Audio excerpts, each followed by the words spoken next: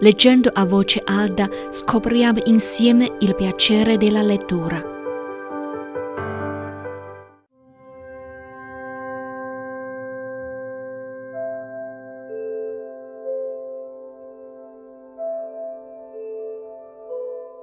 Nel giardino della corte di Ningguo erano sbocciati fiori di prugno. Allora la signora You, moglie di Jia Zhen, preparò un banchetto e invitò a rallegarsi della visita dei fiori la madre Jia, la duchessa Qin, la duchessa Wang e le altre, accompagnata da Jia Rong e da sua moglie. Venne lei stessa a portare l'invito. La madre Jia e le altre dopo colazione andarono a svagarsi nel giardino dei confusi profumi. Bevettero prima il tè, poi il vino. Si trattò solo di un trattenimento in famiglia fra le due corti di Ningguo e di Rongguo, senza alcun avvenimento che meriti di essere ricordato.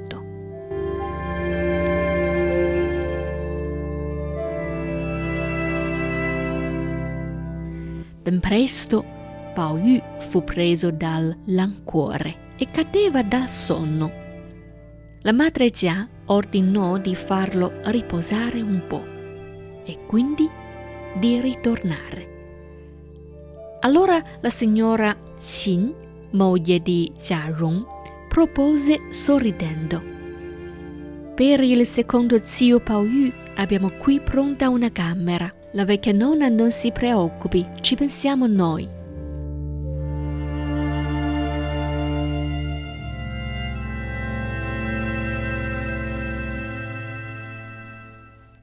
La signora Qin, seguita dalle domestiche, entrò in una stanza dove Pao Yu, alzando il capo, c'erano pure due scritte accoppiate: la comprensione degli affari del mondo e sapienza, l'esperienza delle cose umane e cultura. Quando lesse queste due frasi si rifiutò assolutamente di restare nella camera, benché fosse splendida e con un letto lussuoso.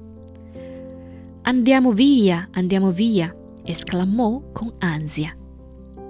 La signora Qin chiese sorridendo: «Se qui non va bene, dove mai andare? Andiamo nella mia camera». Pao Yu sorrise accennando di sì con capo, ma una nutrice osservò: «Dove si è mai visto che uno zio dorma nella stanza della moglie di sua nipote?» La signora Qin rispose sorridendo: «Senza offesa, è ancora piccolo e non può esserci un tabù per lui». Intanto si recarono tutti nella camera della signora Qin. Al profumo sottile che la pervadeva, Pao Yu sentì chiudersi gli occhi e un abbandono per tutto il corpo. «Che buon profumo!» disse. Sulle pareti c'era una pittura di Tang Bohu, sogno primaverili sotto il melo selvatico, e ai lati due rotoli con i versi del letterato neoconfuciano Qin Tai Xu.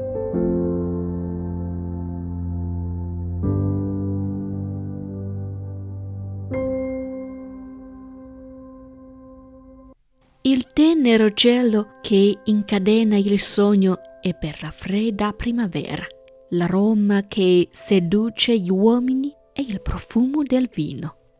Appena Pao Yu chiuse gli occhi, tutto gli si confuse e si addormentò.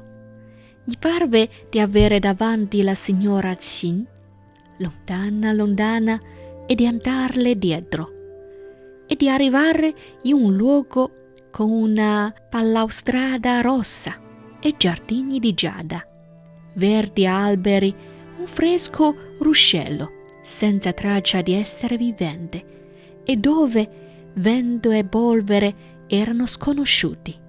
Pao Yu si rallegrò nel sogno e pensò: «Questo sì che è un bel posto, potessi passare qui la vita piuttosto che stare ogni giorno sotto il controllo dei genitori e maestri. Mentre si abbandonava a queste fantasie, udì un canto dietro la collina. Sogni di primavera come nuvole si disfanno, fiori caduti per l'acqua via scorrono. Giovani e fanciulle, vi dico, a che cercare inutili pene? Era la voce di una fanciulla e ancora prima il canto finisse apparve una bella persona dal dolce portamento danzante, in tutto diversa dalla gente comune.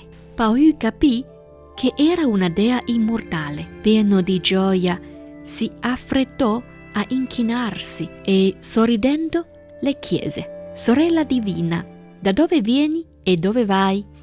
«Io non so dove mi trovo, ti prego prendimi con te e accompagnami».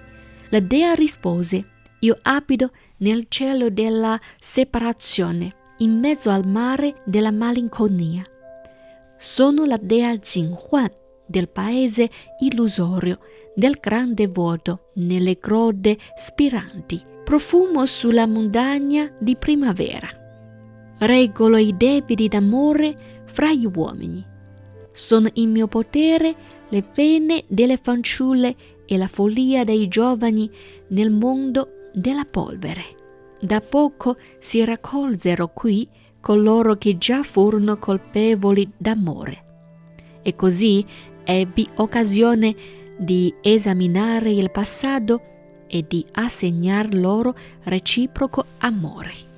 Anche l'incontro con te oggi non è casuale.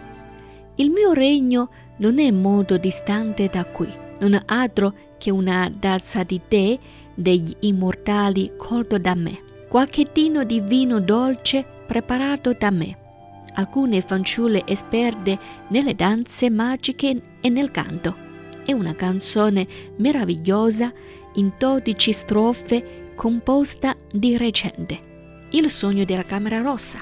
Allora vuoi venire con me?»